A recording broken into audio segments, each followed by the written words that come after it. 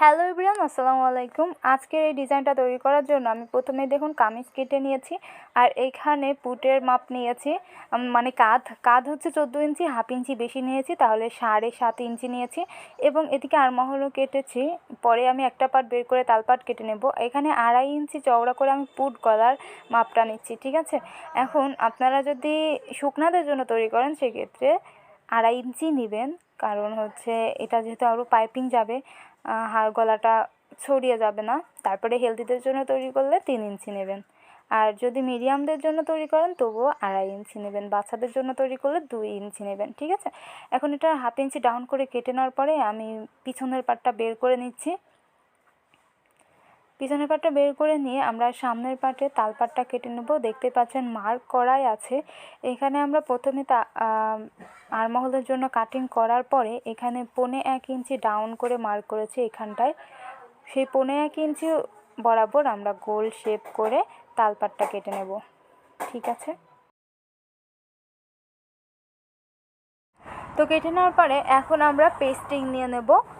এখানে এরকম পাতলা নরম পেস্টিং নিলেই সবথেকে ভালো হবে বক্রমের চেয়ে। তো পেস্টিংটা দেখুন চওড়া রেখেছি 8.5 ইঞ্চি এবং লম্বা রেখেছি 14.5 ইঞ্চি। এখন আমরা এটা দিয়ে গলা কাটিং করব। দেখুন আমার সাইডে বন্ধ সাইড আছে, বন্ধ সাইড দিক থেকে আমি এখানে 2.5 ইঞ্চি চওড়া করে পুট গলার মাপ নিলাম। এবার ওখান থেকে লম্বালম্বি করে ধরে আমি এখানে 6.5 ইঞ্চিতে এইভাবে মার্ক করলাম। এবারে আমরা এখানে একটা বক্স তৈরি করব। 2.5 ইঞ্চির নিচে দিলাম, এরপর উপর থেকে নিচে ধরে এরকম একটা বক্স বানিয়ে নিলাম। এরপর বক্সটা বানিয়ে নেওয়ার পরে এই যে মিডিল থেকে এরকম করে একটা শেপ দিয়ে দিতে হবে, ভি শেপ দিতে হবে। দেখুন আমি একটা আন্দাজ মতো করে দিলাম, আপনারা চাইলে এই যে 6.5 ইঞ্চির অর্ধেক করে ওখান থেকে এরকম শেপ দিতে পারেন। দেখুন গলার লম্বা হবে 6.5 ইঞ্চি, আর উপরে হাফ ইঞ্চি সেলাইয়ের মধ্যে চলে যাবে। এবং নিচের দিক থেকে আমি 7 ইঞ্চিতে মার্ক করলাম, এদিকে সবুতাম এবং পাইপিং হবে। এরপরে এই সাইড থেকে 1.5 ইঞ্চি বা 1 ইঞ্চি 2 সুতা চওড়া রেখে রেখে এরকম করে মার্ক করছি। আমি একটু ডিপ করে মার্ক করছি যাতে আপনাদের বুঝতে সুবিধা হয়। ব্যাস, এবারে আমরা দাগে দাগে কেটে নেব।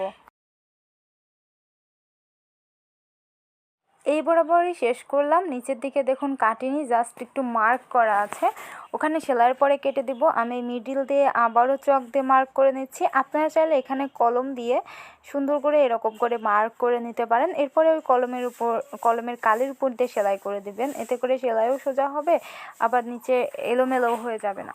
তো আমি এটা আরেকটু চেপে মার্ক করে নিলাম। এখন এটা একটা কাপড়ের উপরে বসাতে হবে। কাপড়টা নিয়ে নিলাম, টুকরো কাপড়। এরপরে আমরা গলার পট্টিটা এরপরে বসাবো। বসিয়ে আপনারা চাইলে এখানে আয়রন করে তারপরে সেলাই করতে পারেন। আমি এখানটায় সেলাই করে নেব এরকম মুড়িয়ে। তো আমি দেখতে পাচ্ছেন মুড়িয়ে সেলাই করে নিয়েছি এবং সাইড সুইড কেটেও নিয়েছি। এরপর এটা এমন হয়েছে দেখতে। এখন আমরা কামিজের কাপড়টা নিয়ে নেব। তো তার আগে এইটারও মিডিল বের করে নিচ্ছি। এইভাবে ডবল ভাঁজ দিয়ে নিতে হবে। দিয়ে নিয়ে এর মাঝামাঝি অংশে এরকম একটা কাট বসিয়ে দিলাম। একইভাবে আমরা কামিজের কাপড়টাও নিয়ে নেব এবং এর মাঝামাঝি একটা কাট বসিয়ে দেব। এই যে গলাটাকে এভাবে ডাবল ভাঁজে ভাঁজ দেব। এরপর এই মাথায় একটু এরকম করে বেশি করে কাট করে দিলাম। তাহলে দেখুন গলার অংশ এবং কামিজের অংশ মিডিল হয়ে গেল। আর এখানটায় আমি চক দিয়েও মার্ক করে নিলাম যাতে বরাবর বসানো যায়। এইভাবে করে রেখে হেজাব পিন লাগিয়ে এরপরে মাঝামাঝি প্রথমে একটা সেলাই দিয়ে নিতে হবে। সেলাই দিয়ে নেওয়ার পরে এরপর কোনা ঘেঁষে আস্তে আস্তে করে এইভাবে করে শেষ পর্যন্ত আবারও সেলাই দিতে হবে, মাঝামাঝি অংশে ফাঁকা রাখতে হবে। তো দেখুন একইভাবে আমি করেছি। প্রথমে একটা সেলাই দিয়ে নিয়েছি, এরপরে কোনা ঘেঁষে এইভাবে করে সেলাই দিয়ে ওই পাশ দিয়ে এরকম গোল করে বের করে দিয়েছি। এখন আমরা কেটে নেব। সেলাই যেন কেটে না যায় সেদিকে খেয়াল রেখে এইভাবে করে এর মাঝামাঝি অংশ কেটে নিতে হবে। দেখুন আমি মাঝামাঝি কাটছি, এখানে দুই পাশের সেলাইটা যেন কেটে না যায় সেটা খেয়াল রাখতে হবে। এখানে দুই দিকে একটু কাট করে দিতে হবে যেন উল্টাতে সুবিধা হয় এবং সেলাই কেটে না যায় অবশ্যই খেয়াল রাখতে হবে সেদিকে। এদিক থেকেও কেটে মাঝখানেরটা বের করে নিলাম। এরপরে এইভাবে করে কাট একটু বসিয়ে দিচ্ছি, সেলাই কেটে না যায়, আবার বলছি সেদিকে খেয়াল রাখবেন। এইভাবে কাট করে বসিয়ে দিয়ে এটাকে এখন উল্টিয়ে নিতে হবে ভিতরের দিকে। তো এই যে এইভাবে করে আমি ভিতরের দিকে উল্টিয়ে দিচ্ছি। ব্যাস, এইভাবে করে ভিতরে সুন্দর করে উল্টিয়ে দিয়ে আপনারা আয়রন করে নিতে পারেন, আবার চাইলে চাপ সেলাইও বসিয়ে নিতে পারেন ঘন করে। তো এখন আমি এই গলার কোনা দিয়ে পাইপিং লাগাবো, তার জন্য পাইপিংয়ের কাপড় কেটে নিচ্ছি।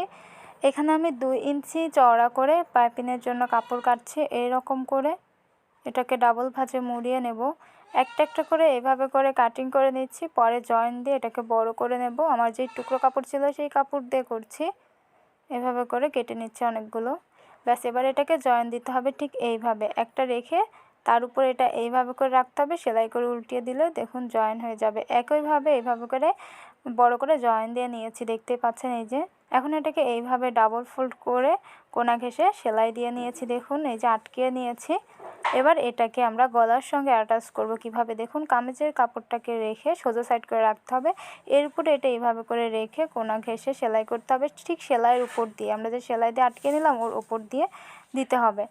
তো এরপরে দেখুন সেলাই করে নিয়েছি। নেওয়ার পরে এখন এটাকে ভিতরের দিকে মুড়িয়ে দিতে হবে, যতটুকু চিকন মোটা চান আর কি। এই যে নিচের দিকে একটু কেটে নিয়েছি এবং উপরের থেকে দেখুন এইভাবে ভিতরের দিকে দিয়ে যতটুকু চওড়া পাইপিং রাখতে চান ততটুকু বের করে এরকম ভিতরের দিকে দিয়ে দিয়ে কোনা ঘেঁষে সেলাই করে দিতে হবে এইভাবে করে। একইভাবে অপর পাশটাও আমরা পট্টির কাপড়টা নিয়ে নিচ্ছি, পাইপিংয়ের কাপড়টা এই যে এইভাবে করে আটকায়ে দিতে হবে।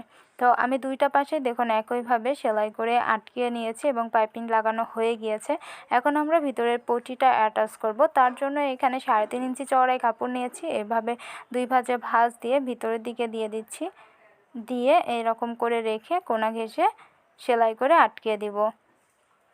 এই যে, তো আমি এখন দেখুন আটকে নিয়েছি এবং শো বোতামও লাগিয়ে নিয়েছি। শো বোতাম বানানো খুবই সহজ, না পারলে ইউটিউবে সার্চ করলেই অনেক পেয়ে যাবেন।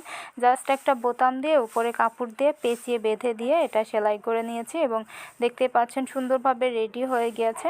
ভিডিওটা কেমন লেগেছে অবশ্যই কমেন্টের মাধ্যমে জানাবেন। আর সরি, আমি আজকে সেলাই ডিটেলসে দেখাতে পারলাম না মেশিনের সমস্যার কারণে। তো আজ এ পর্যন্তই, আল্লাহ হাফেজ।